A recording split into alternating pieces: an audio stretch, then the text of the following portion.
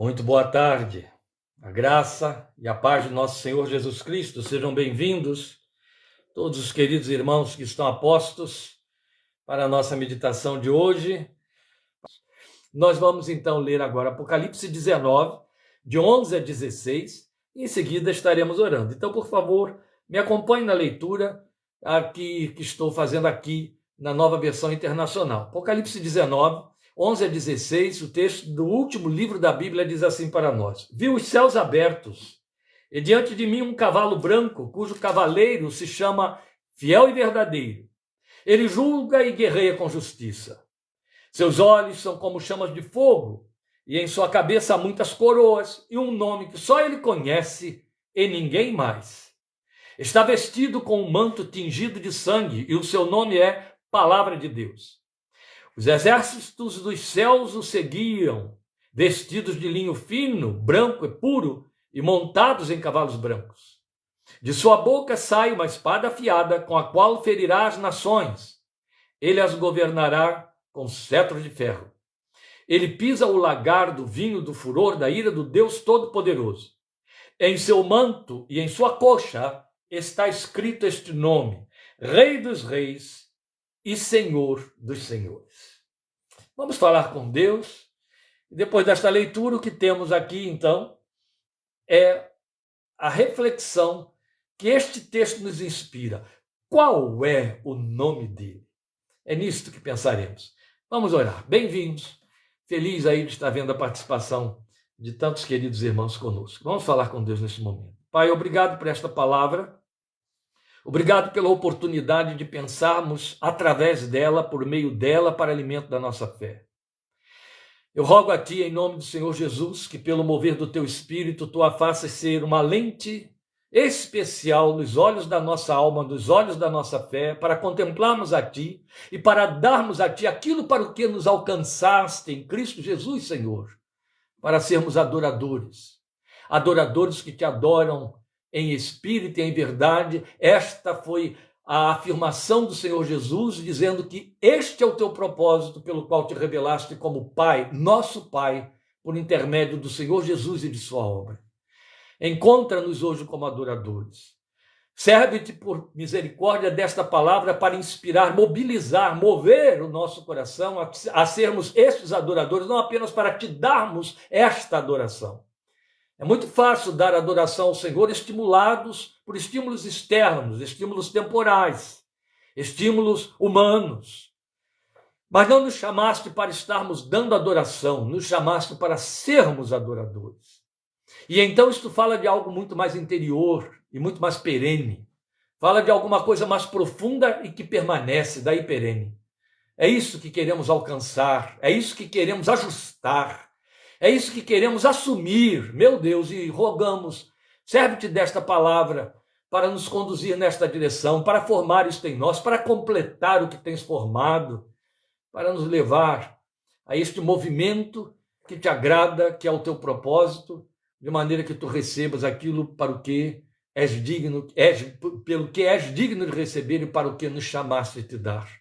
Nós te rogamos, esperando na tua misericórdia, e por misericórdia, crendo e confiando que podes te servir desta palavra para nos ensinar e abençoar a cada um de nós, a todos aqueles famílias, homens, mulheres, lares que estão em torno desta ministração agora parados e aqueles que virão participar dela posterior. Nós te rogamos esperando na graça unicamente que se manifesta em Cristo Jesus e para a tua glória. Amém, amém. Como dissemos, irmãos, vamos compartilhar uma reflexão. E acho que a palavra, em todas as nossas propostas, nunca teve uma significação tão exata como no que nos propomos a fazer nesta tarde. Reflexão cujo tema é este. Qual é o nome dele? Bem, você acabou de ler vários agora anunciados aqui nesta visão de Apocalipse 19. Aqueles, mas a gente não deve dar muita atenção a esse povo que navega na maionese da fé, que não conseguem ver Jesus aqui como o cavaleiro do cavalo branco de Apocalipse, ficam tentando ver outras coisas, mas o texto se expõe, o texto é explícito, não precisa que haja alguém esteja tentando se convencer de alguma outra coisa, ou pensar uma outra coisa, o texto fala por si mesmo. Mas eu quero pensar com você em duas razões possíveis porque o nosso Deus, seja o Pai, seja o Filho, ele é reconhecido e adorado por diversos nomes e títulos. Ora, você está familiarizado com isso, nós estamos. Quem lê Bíblia esbarra com isso desde o Gênesis até Apocalipse. Eu acabei de ler o texto de Apocalipse. E você vai ver que eu vou te levar a Gênesis, inevitavelmente. E isso é comum na leitura do texto da palavra de Deus. Agora vamos pensar, eu estou colocando aqui, que quero pensar com você em duas possíveis razões por que isso acontece. Porque Deus Pai, Deus Filho, é reconhecido e adorado por esses nomes títulos, porque são nomes títulos. Eu diria também nomes promessas, especialmente Jesus. Em Apocalipse, aqui mesmo em Apocalipse, a carta se abre com uma enxurrada de nomes, títulos, promessas de Jesus, no capítulo 1, no capítulo 2, no capítulo 3.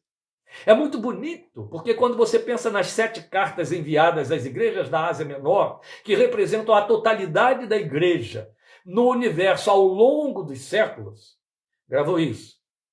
Fica com isso que você terá aprendido Apocalipse, só nisso, tá bom? Ali não temos fases da igreja ao longo dos séculos, não. Aqui nós temos os 7 perfis da igreja, do início até agora, do primeiro aos séculos que aqui chegaram e que virão. E aí, a cada vez que ele fala com a igreja, e você percebe que no final de cada carta ele diz isso, quem tem ouvidos, ouça o que o Espírito diz às igrejas. Ele está mandando uma carta particular a uma igreja e termina cada carta dizendo, ouça o que o Espírito diz às igrejas, para dizer, em outras palavras, isto que eu estou dizendo à igreja de Pérgamo, eu estou dizendo a toda a igreja, multifacetada em igrejas espalhadas pelas cidades, que ali no caso eram as cidades da Ásia Menor. E é evidente, né? Todo mundo sabe disso, não havia só aquelas igrejas a essa altura. Estamos já entrando no 2º século em Apocalipse, e aí você já tem Corinto, Tessalônica, várias outras igrejas que não aparecem de jeito nenhum ali nas 7 cartas. Bem, com esse preâmbulo aqui, eu quero mostrar a você que o Senhor se anuncia com títulos que são títulos promessas em cada uma delas. Eu nem vou a eles, é muita coisa. Não temos tempo, não vale a pena gastar esse tempo, porque aí a gente perde objetividade. Mas eu quero pensar nessas duas possíveis razões à luz de 2 textos. Um já acabei de ler, que é Apocalipse, e o nosso trabalho hoje não vai além disso, de uma leitura reflexiva sobre esses 2 textos. Então, este é o que acabamos de ler. E o outro texto se encontra em Mateus 16, que eu vou mencionar no momento próprio. E aí, porque como eu já acabei de dizer, até citando as cartas às igrejas da Ásia Menor, é tarefa árdua enumerar esses vários nomes, eles são muitos. Alguns se fixaram na vida devocional da igreja. Alguns se fixaram por predileções, alguns se fixaram por uso contínuo. Especialmente os neopentecostais gostam muito, por exemplo, quando são lojistas, de dar às suas lojas, às suas empresas, ao seu empreendimento, essas evocações desses nomes títulos de Deus. Por detrás também há muito de magismo nisso aí, né? Eu dou à minha empresa esse nome título, e aí eu a consagro, e aí Deus está comprometido com ela. Essas fantasias que o crente tem, não importa que denominação ele pertence, isso existe muito. Mas o que eu quero dizer é que nós fazemos esse tipo de evocações e até a vulgarizamos dessa forma, às vezes sem nem entender muito bem o que significa. As igrejas também fazem isso. Igreja não sei das quantas, El Shaddai, igreja não sei das onde, Filadélfia, igreja El Elyon, e vai por aí. Bem, tudo isso é muito bonitinho e tal, mas o que nós queremos mostrar aqui é que, embora isso caia no uso popular da igreja, prevalece sobre a nossa fé e sobre a nossa confissão o fato de que estes títulos foram dados a Deus. Quando você vai para Apocalipse, você encontra uma coisa totalmente diferente. Os títulos que ele se dá para a igreja. Mas há vários, há uma enxurrada de títulos que você vai ter, especialmente nos registros históricos, em que os homens, os adoradores, deram títulos para ele. Isso é lindo. É da onde as pessoas extraem e botam aí nas lojas e igrejas esses títulos nas suas empresas. São os títulos que foram dados a ele. Você não encontra, é raro, pode ser que exista, eu desconheço, mas você pode conhecer uma igreja do tipo Igreja Batista Pai da Eternidade, que são os títulos que ele também se deu pelo Espírito Santo na profecia messiânica de Isaías capítulo 9, versículo 6. Mas títulos como El Shaddai, El Elyon, Shalom, Shamá, Sidkenu, girei então, porque fala de provisão, transborda, né? E por aí vai. Bem, alguns desses nomes, inevitavelmente, têm de vir, eu acabei de dar alguns, à nossa memória agora. Mas eu falei de duas razões que me ocorrem. A primeira razão, eu creio que reside no fato de que a maioria dos nomes traz uma promessa embutida neles. Ou faz, como eu também citei, uma vinculação histórica do trato dele com alguém em particular. É esta nomeação que parte do adorador, como eu citei. Então é fruto da experiência de alguém que o invoca. E aí dá a ele esse nome pelo motivo da invocação, por conta de uma manifestação sua ou teofania na sua própria vida. A segunda razão é quando então vamos para o outro texto, e aí eu já peço a você que vá abrindo sua Bíblia no outro texto, que é o texto de Mateus, capítulo 16, eu disse que nós iríamos a ele. Então a segunda razão, eu entendo que ela é muito mais especificamente dele do que nossa. Se dá por conta do fato do Senhor Jesus querer ser invocado dentro da nossa experiência pessoal, que nos torna adoradores conscientes para adorá-lo. Daí ele ter anunciado a si próprio às igrejas da Ásia Menor, apresentando-se através desses títulos. Você vê que alguns deles se repetem no texto de Apocalipse 19. Mas ele se anunciou para a igreja com esses títulos, e aí me ocorre, e o reforço disso está em Mateus 16, de 13 a 16, me ocorre que isso se dá porque ele quer ser invocado dentro da nossa experiência pessoal, bem singular. Isso nos faz adoradores conscientes. Então é a partir do que pessoalmente nós vemos nele. E aí vamos ver como esse texto de Mateus 16 confirma isso.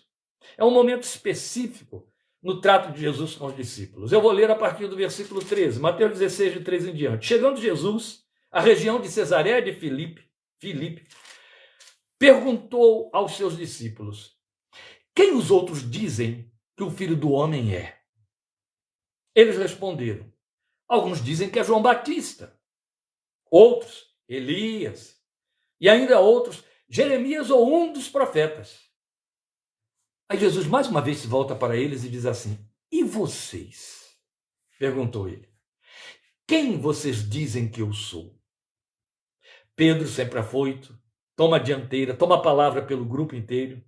E aí diz: Simão Pedro respondeu: tu és o Cristo, o Filho do Deus vivo. Respondeu Jesus: feliz é você, Simão, filho de Jonas, porque isto não lhe foi revelado por carne ou sangue, mas por meu Pai que está nos céus. Com isso ele faz uma abissal distância entre Pedro, a sua confissão, e aqueles que eles relataram, que estavam dizendo que ele era um dos profetas, João Batista ou Elias. O Pai revelou isso a você. Mas a ênfase que eu quero dar aqui é o fato de que ele sabe que há comentários a respeito dele, os discípulos convivem com o povo dentro de seus lares, no meio das aldeias, e ele sabe que falam a respeito dele muita coisa. E aí ele pergunta, não é? O que eles estão dizendo a meu respeito? Quem eles dizem que eu sou? Até onde eles já conseguiram entender alguma coisa a meu respeito para decidir quem eu sou? Qual é a minha origem? Qual é a minha procedência? Há por detrás disso também uma proposta de Jesus procurar ver neles, fazê-los, provocar neles a confissão que Pedro acabou de citar. E aí, quando eles dão as respostas, ele diz: tudo bem, isso é o que o povo está falando por aí a meu respeito. Mas vocês que partilham comigo, vocês que convivem comigo, que receberam o meu chamado, que andam de perto, é de vocês que eu quero ouvir. Quem vocês dizem que eu sou? Quem vocês respondem a eles que eu sou quando eles dizem que eu sou João Batista, que eu sou Elias ou que eu sou de um dos profetas que voltou? Quem vocês dizem a eles que eu sou? Aí Pedro diz: tu és o Cristo, o Filho do Deus vivo. Que lindo. Jesus aplaude isso. Você é feliz, João, Pedro.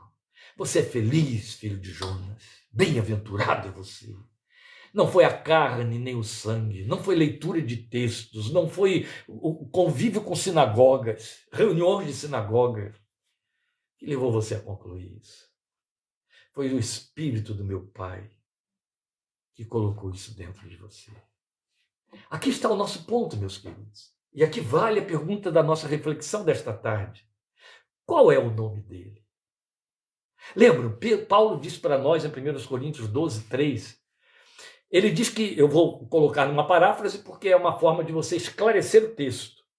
Ele diz que é impossível alguém declarar que Jesus Cristo é o Senhor, a não ser que o Espírito Santo provoque, promova, crie isso no coração dele.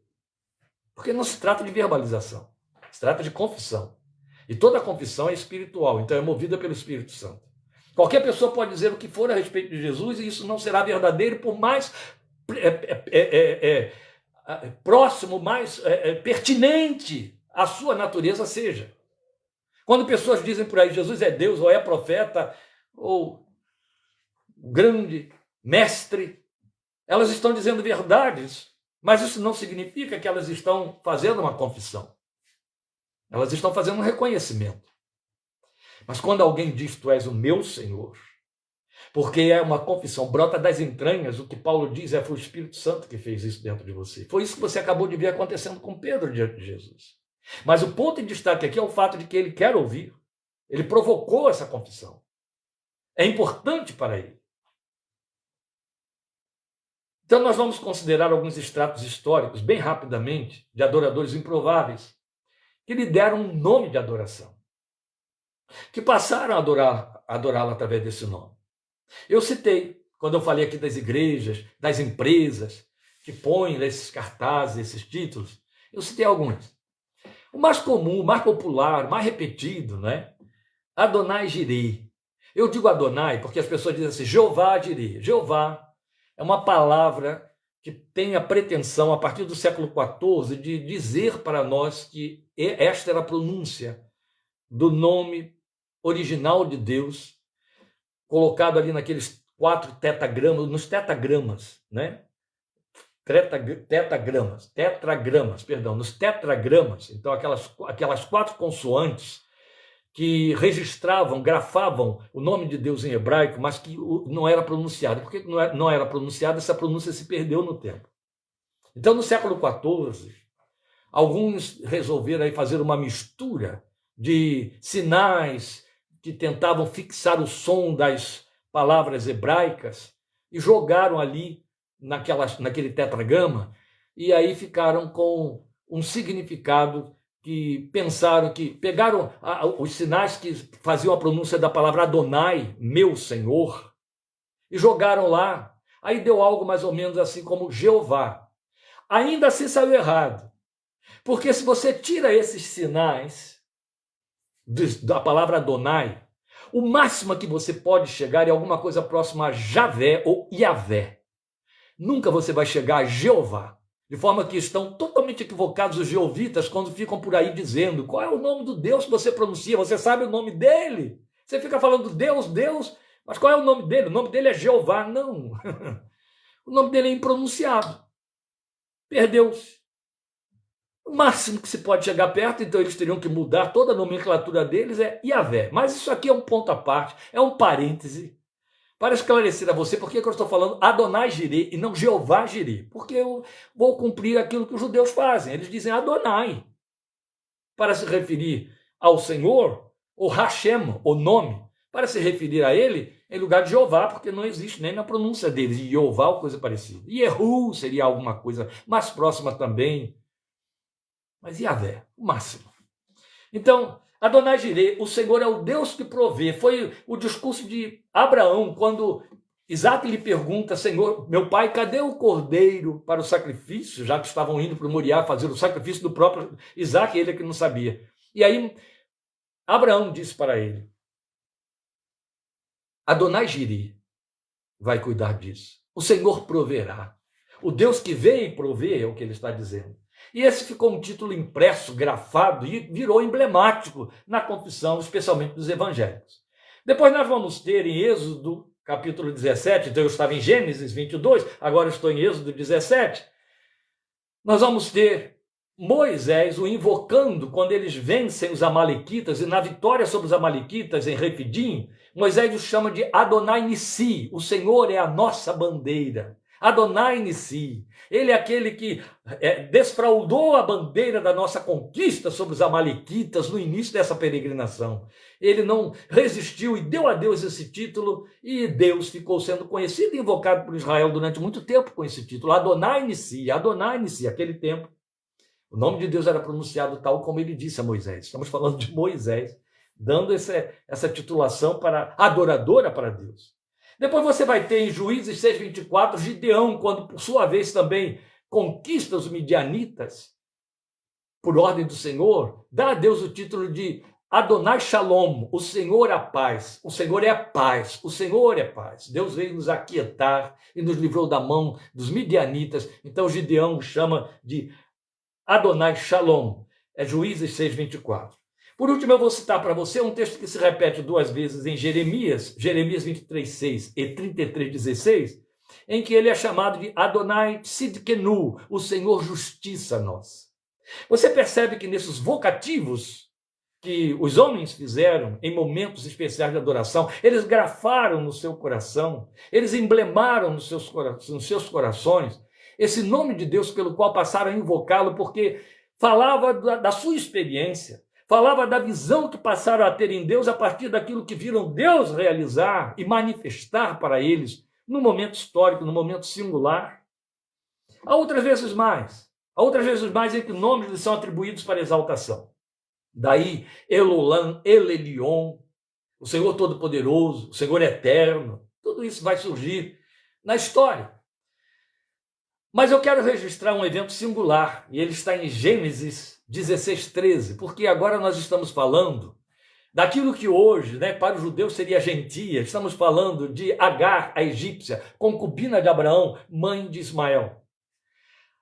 Agar, engravida de Abraão, e é fustigada por sua senhora, Sara, e posta para fora.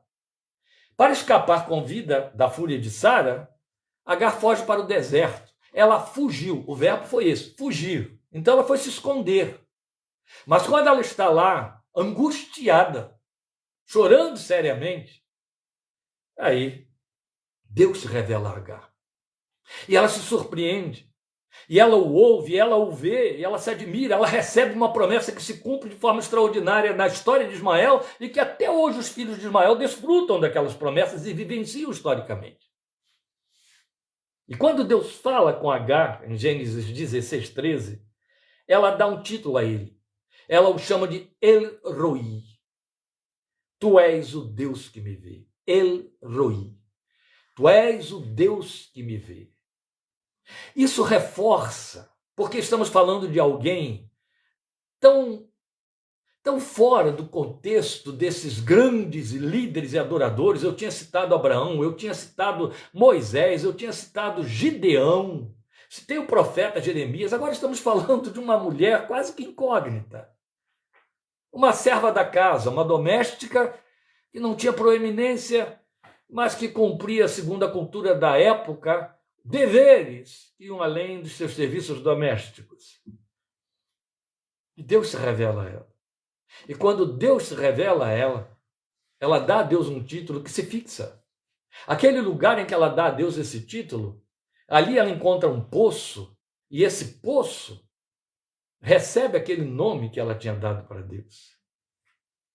Então é muito significativo, porque mostra essa inclinação, essa tendência em Deus de provocar esses evocativos que o adoram, pelos quais e nos quais ele se faz conhecer. Mas vamos pensar mais especificamente nos vários nomes dados ao Senhor Jesus, e aí eu trago você de volta para Isaías 9:6, que eu já havia citado aqui. É aquela profecia messiânica 760 anos antes de Jesus encarnar. Ali lhes são dados títulos nobres e todos eles apontam para a sua divindade em essência. Maravilhoso conselheiro, as pessoas dividem, mas não é maravilhoso conselheiro, não. Maravilhoso conselheiro é um título. Deus forte, Pai da eternidade, Príncipe da paz. Todos eles, cada um dos quatro, traduz gloriosas promessas, é verdade. E há um momento especial na experiência de Manoá, pai de Sansão, que vai figurar então na história da Bíblia no mesmo nível de Agar, com o diferencial é que Manoá se tornou um filho de Israel, era um filho de Israel, nasceu um filho de Israel. Agar era egípcia, mas ele era uma figura ilustremente desconhecida, a não ser pelo fato de que seu filho lhe faz ter nome, não é? É um momento especial na experiência de Manoá, quando ele está face a face com o mensageiro do Senhor. E esse título você tem de pôr em maiúsculas aí nos seus ouvidos, porque toda vez que a Bíblia faz referência a uma das teofanias como mensageiro do Senhor, e aí eu estou falando do Velho Testamento, é muito provável, e a maioria dos teólogos e estudiosos entende que se trata de uma teofania do Cristo pré-encarnado. É quando Manoá pergunta a ele pelo seu nome. Diga-me, qual é o seu nome? E a resposta que ele dá é: o mensageiro do Senhor. Por que você pergunta pelo meu nome, visto que é maravilhoso? Gente, estamos falando aqui de um episódio que ocorreu uns 800 anos antes de Isaías profetizar que o seu nome seria maravilhoso conselheiro. Uns 750, 740, por aí. Por que você pergunta, Manoá, pelo meu nome, visto que é maravilhoso? Sabe como a NVI colocou isso, e ela está muito correta nessa tradução? Por que você pergunta pelo meu nome, uma vez que ele está além do entendimento? Bonito, não é? Isso está em Juízes 13, versículo 18. Procura lá na sua Bíblia depois. Olha, por que você pergunta pelo meu nome, uma vez que ele está além do entendimento? Sabe o que significa isso de forma bem literal, daí o maravilhoso? Não vou poder te dizer meu nome. Quando eu disser o meu nome, sua mente não vai conseguir absorver. Quando eu disser a você o meu nome, ele vai ficar intraduzível para você. Indizível. A Bíblia nos fala de duas coisas que excedem o nosso entendimento: a paz de Deus e o amor de Deus. A mesma Bíblia que diz Deus é amor.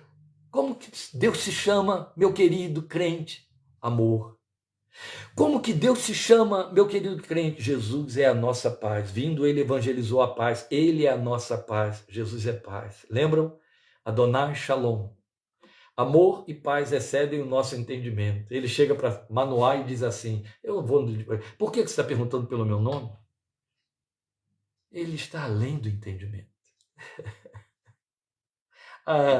É isso que a gente quer pensar agora. Então, esse longo preâmbulo que eu fiz aqui, sem parar naquele texto de Apocalipse 19, com que eu comecei a leitura, nós devemos voltar a ele agora. Vamos lá, o que temos nele? Veja aí. Novamente, nós temos o anúncio do Filho de Deus, aqui figurado como cavaleiro do cavalo branco, mas com uma diversidade de nomes divinizados, cada um deles apontando a sua glória. Volte para o texto. O seu nome se chama Fiel e Verdadeiro. Eu estou lendo o versículo 11 de Apocalipse 19. Ele julga e guerreia com justiça. Seus olhos são como chamas de fogo e em sua cabeça há muitas coroas e um nome que só ele conhece e ninguém mais. Está além do entendimento. É maravilhoso demais para que você entenda. Está vestido com um manto tingido de sangue, o seu nome é Palavra de Deus. Os exércitos dos céus o seguiam vestidos de linho fino, branco e puro, montados em cavalos brancos. De sua boca sai uma espada afiada com a qual ferirá as nações. Ele as governará com cetro de ferro. Ele pisa o lagar do vinho do furor da ira de Deus Todo-Poderoso. Em seu nome e em sua coxa está escrito este nome: Rei dos Reis e Senhor dos Senhores. À luz desse texto, menor sombra de dúvida de que se trata de Jesus. Mas você percebe que 3 vezes foi dito que o nome dele é Fiel e Verdadeiro, o nome dele é Palavra de Deus, o nome dele é Rei dos Reis e Senhor dos Senhores. E no meio disso tudo, no versículo 12 está escrito, na sua testa, na sua coroa, está escrito um nome que só ele conhece e ninguém mais. Meu Deus. Aí eu vou longe demais com você. Aí você tem todo o direito de, depois que ouvir essa minha reflexão, dizer assim: eu vou dar um tempo, orando mais pelo pastor Kleber, eu vou ouvi-lo menos, porque eu acho que ele está indo longe demais. E ficou demais para minha cabeça o que ele disse agora. Mas não foi o que ele disse para Manoá? Eu não vou te dizer o meu nome porque está além do seu entendimento. É maravilhoso. Que história é essa de o texto me dizer que ele tem esses nomes, fiel e verdadeiro, que ele tem esse nome de palavra de Deus, é nome, que ele tem esse nome de Rei dos Reis, Senhor dos Senhores, e nós não temos dúvida, nenhum crente, ninguém que teve uma experiência de novo nascimento, que nasceu por obra do Espírito Santo no seu coração, tem dúvida alguma de que esses títulos pertencem ao Filho de Deus. Este é o nome, ou são os nomes pelos quais ele pode ser invocado, paralelo ao texto de Isaías 9,6, paralelo a todos aqueles que ele anunciou na abertura das 7 cartas às igrejas da Ásia Menor. Mas como que fica isso? Quando o versículo 12 diz: seus olhos são como chamas de fogo e em sua cabeça há muitas coroas, e um nome que só ele conhece e ninguém mais. A primeira coisa que eu quero fazer é levar você para dentro da visão de João, neste versículo 12. João está dizendo que vê esse cavaleiro branco, este cavaleiro sobre o cavalo branco, perdoem, esse cavaleiro sobre o cavalo branco, com os olhos como chamas de fogo e com coroas, que são muitas, sobre a cabeça. Bem, vamos tentar imaginar assim. Eu sei que tem aí o Fernando Pintor, que tem uma capacidade de contemplar essas imagens mentais com muito mais facilidade do que nós, por ser pintor. Eu fico imaginando João contemplando esse cavaleiro sobre o cavalo branco, com 2 tochas de fogo na altura da testa, que são seus olhos, e em cima da sua cabeça várias coroas empilhadas. Se tem fogo aqui embaixo e coroa aqui em cima, bem, o fogo aqui de baixo, o fogo que está nos olhos, abaixo da testa, já impede o observador de ver as coroas. 2 já vão parecer muitas, 3 então mais ainda, 4, 5, não dá para ver. Tem uma luz ofuscando ali. Mas ele sabe que na testa desse cavaleiro, nessa cabeça desse cavaleiro, está um nome que só ele, o cavaleiro, conhece e ninguém mais. Lá está um nome. João tenta ler, não consegue. De quem é esse nome? Qual é esse nome? Temos 2 possibilidades aqui. É onde estamos indo longe demais. Mas aí eu estou pegando carona na experiência de Eugene Peterson, que disse: dê lugar ao imaginário da fé, não faça especulação. Há 2 possibilidades, eu estou chamando de possibilidades. Uma delas é que esse nome é exclusivamente um nome dele, que tal como ele disse a Manoá, você não vai entender. Mesmo que eu diga, você não vai entender. E aqui nós temos uma racionalidade. Lembram do tetragrama dos judeus, que grafava em hebraico, no hebraico rudimentar, hebraico original, aquele com que Moisés começou a escrever a Bíblia, que não era pronunciado e se perdeu por conta disso o seu som, porque eles pegavam muito ao pé da letra um dos mandamentos que dizia: não pronunciarás o nome do teu Deus em vão, o nome era santo, e para não pecar contra o nome eles não pronunciavam, eles escreviam, mas não pronunciavam. E aí não foram passando para as outras gerações, e o que aconteceu? Perdeu-se na rolagem do tempo este som, já que no hebraico não há vogais. No hebraico, as consoantes, e algumas, 3 delas, 4 delas, cumprem o lugar de vogal. Mas, sabe, por exemplo, uma consoante chamada vav, ela ocupa o lugar de o e de u ao mesmo tempo. Você só sabe dentro da palavra. E por conta do som, da sonorização. A grafia não te dá a garantia disso. Os hebreus que resgataram, os israelenses que resgataram a língua hebraica em 1947 para ser o idioma lá, a identidade nacional deles, eles se aproximaram o máximo que puderam, né? Afinal de contas eles tinham isso na rolagem do tempo também, pegaram carona aí no Yiddish que eles falavam aí no século XX, mas a verdade é que Alguns destes sons ficaram confusos. Uma outra letra, Re, tem som de E ou de A, especialmente no fim das palavras. Uma letrinha chamada Iod vai ter sempre o som de I, mas às vezes parece ser IE, IE. Então é complicado. Por isso é que se você pega essas 4 que estão ali grafando o nome de Deus, as 4 são consoantes que têm som de vogal. O Iod, o Re, o Vav, o Re de novo. Aí as pessoas ficam, se for tentar fazer uma leitura literal aqui, como é que ficaria?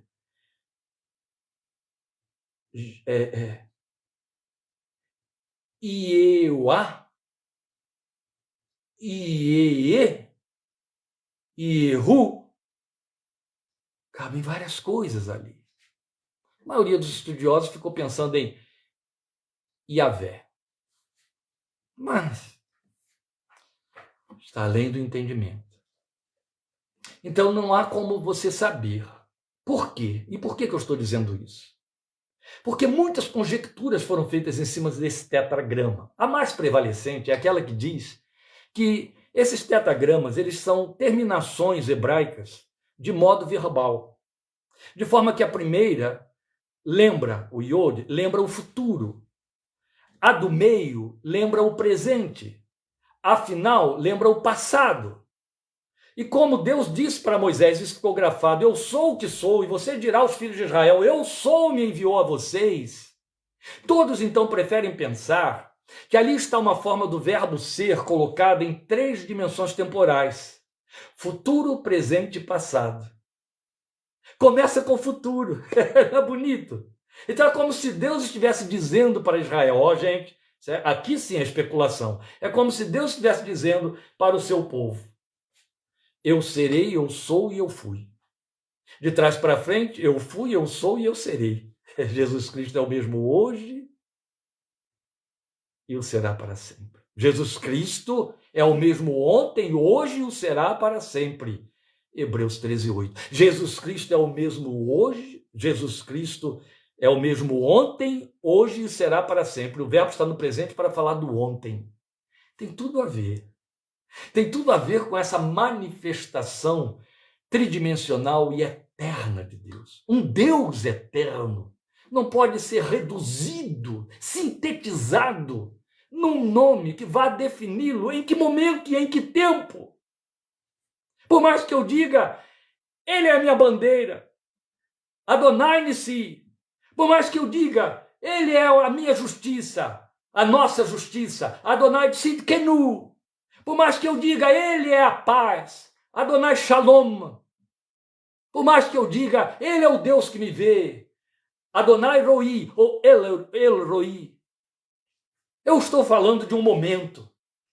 Mas o meu Deus é mais do que uma manifestação momentânea. Ele é o mesmo que já se manifestou na minha vida lá no passado e não mudou a sua forma. Eu, o Senhor, não mudo. E esta manifestação dele no presente, ela está me dando um compromisso, uma garantia de um compromisso de imutabilidade, dizendo, serei o mesmo lá na frente, meu filho. Você vai me achar da mesma maneira. Então não adianta tentar me sintetizar neste presente, você é temporal e o seu presente vira passado no segundo imediato. E logo este segundo está clamando por um futuro. Eu passo por tudo isso, eu preencho tudo isso, porque eu sou atemporal. Aleluia! Como você quer saber o meu nome? Como você quer entender meu nome? Então uma possibilidade é, João não conseguia ler o nome, porque era de fato o nome dele, que é ilegível, impronunciável. Mas a outra possibilidade, e eu já saí do terreno da racionalidade, então eu volto para o terreno da imaginação pela fé, é muito, muito comprometedor e profunda. Aleluia. Eu quero ler com você Apocalipse capítulo 2, versículos 12 em diante. Ao anjo da igreja em Pérgamo escreva: Estas são as palavras daquele que tem a espada afiada de 2 gumes. Da sua boca saiu uma espada afiada de 2 gumes. Você leu lá em Apocalipse 19. Sei onde você vive, onde está o trono de Satanás. Contudo, você permanece fiel ao meu nome e não renunciou à sua fé em mim, nem mesmo quando Antipas, minha fiel testemunha, foi morto nessa cidade onde Satanás habita. No entanto, tenho contra você algumas coisas. Você tem aí pessoas que se apegam aos ensinos de Balaão, que ensinou Balaque a armar ciladas contra os israelitas, induzindo-os a comer alimentos sacrificados a ídolos e a praticar imoralidade sexual. De igual modo, você tem também os que se apegam aos ensinos dos nicolaítas. Portanto, arrependa-se. Senão, virei em breve até você e lutarei contra eles com a espada da minha boca. Está escrito. Ele vai lutar contra aquelas nações com a espada da sua boca. Você leu isso lá em Apocalipse 19. Estamos falando do mesmo personagem. Aí vem um texto solene, profundo. Na minha experiência pessoal, ele me estremece por conta, se você lê o livro, o meu livrinho, Faça-se Luz, é a história da conversão do meu pai, eu não vou cansar você repetindo essa história. Aquele que tem ouvidos, ouça o que o Espírito diz às igrejas. Ao vencedor, darei do maná escondido. Também lhe darei uma pedra branca com um novo nome nela inscrito, conhecido apenas por aquele que o recebe. O que o texto está dizendo é que uma das promessas que nos aguarda na glorificação é que teremos um nome que não é isso que nós estamos levando dado por nossos pais no nosso registro civil temporal. Quando você chegar diante do trono, você vai receber da mão do Cordeiro um novo nome. Só você conhecerá esse novo nome. E é evidente, fora de cogitação, para pensar outra coisa, aquele que te deu o novo nome sabe que nome que te deu. Este nome só você conhecerá. E só aquele que te deu o nome. Isso fala de singularidade. Isso fala de nossa exclusividade, pessoalidade exclusiva aos seus olhos. Isso fala de nossa unicidade no seu coração. É justo que pais admirem grandes nomes e queiram colocá-los cheios de esperança nos seus filhos. O próprio Israel antigo fazia isso. Os pais continuam repetindo isso, procuram nomes de heróis da história, de ícones, de pessoas bem-sucedidas, e lhes dão esses nomes nos seus filhos. Mas o que Jesus está dizendo é que eu vou te dar um nome que é a forma como eu te conheço, que identifica para mim quem você é. Eu te fiz de forma única. Não haverá, se você se chama Maria, não haverá milhões de Marias. Se você se chama José, não haverá milhões de José, nem milhões de Manuels. Os nordestinos, por uma questão cultural aqui no Brasil, eles têm o hábito contínuo de colocar, de escolher, de inventar um nome tão específico para os seus filhos. Por isso que nos parecem, às vezes, os nomes assim muito estranhos, né? Muito diferentes, para dizer melhor, que parece só pertencer àquela pessoa. Isso fala da necessidade que esse pai tem, essa mãe tem, de mostrar a unicidade do seu filho. Meu filho é exclusivo, não há outro igual a ele. É isso que Pérgamo está ouvindo, é isso que o Senhor está dizendo em Apocalipse capítulo 3. Agora você vem para cá e está na minha presença, é único. Lá você podia ser igual a todo mundo, você copiava todo mundo, fazia o que todo mundo faz. Mas aqui você é único para aquilo que eu te chamei, te formei, te trouxe à existência e te comprei com meu sangue. Isso fala de unicidade. Eu vou te dar um nome que só você vai conhecer. E eu. Quando no meio dos milhares e milhares de que Apocalipse fala, eu te chamar. Oh, glória a Deus. Você sabe que é com você que eu estou falando. Pastor, você não está indo longe demais? Se você não consegue me acompanhar, eu vou ficar com pena de você. Vamos longe, amém? Só não vamos especular. Oh, aleluia. Agora vamos voltar para Apocalipse 19. Por que lá na sua cabeça há um nome que só ele conhece e ninguém mais? Meio eu lhe apresentei uma primeira possibilidade, e eu disse que há racionalidade nela, falando daquele tetragrama hebraico.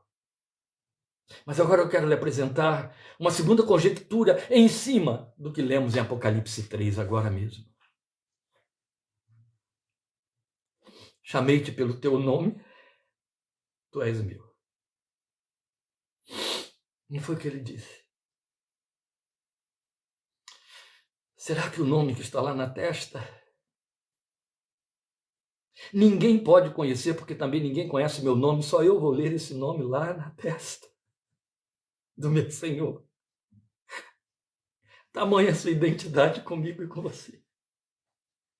Então a mim quer parecer que o nome que ninguém conhece pode ser preenchido por cada adorador em particular. Também pode ser o nome. E agora que eu entro aqui no fechamento da nossa reflexão, e é melhor que eu feche mesmo, já estou falando há 50 minutos, pode ser o nome que a semelhança de Moisés, de Agar, de Manoá, não, Manoá não fez isso, mas de Juízo, de Gideão, pode ser que seja o nome que o seu coração grafou na sua experiência com ele. Há uma singularidade na experiência de fé e vida com o Senhor, meus queridos. Então, a semelhança dos adoradores do passado, que eu acabei de lembrar, nós podemos invocá-lo com o nome que evoca o que nosso coração viu e vê nele, viu e crê, viu e experimenta. Daí ele ter perguntado aos seus: e vocês, o que dizem? Quem dizem vocês que eu sou? Quem dizem vocês que eu sou?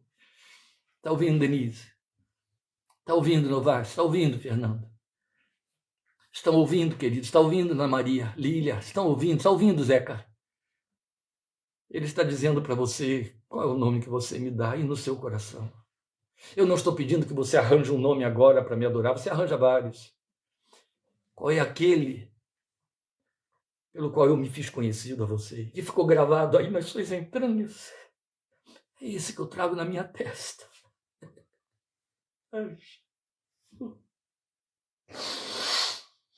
Aleluia. Oh, Deus. Você pode terceirizar os títulos que outros lhe deram. Pode, claro. Mas você também pode vasculhar em seu coração aquele nome que é indizível a outros, ou que outros não poderiam nomear com a mesma legitimidade e verdade, entende?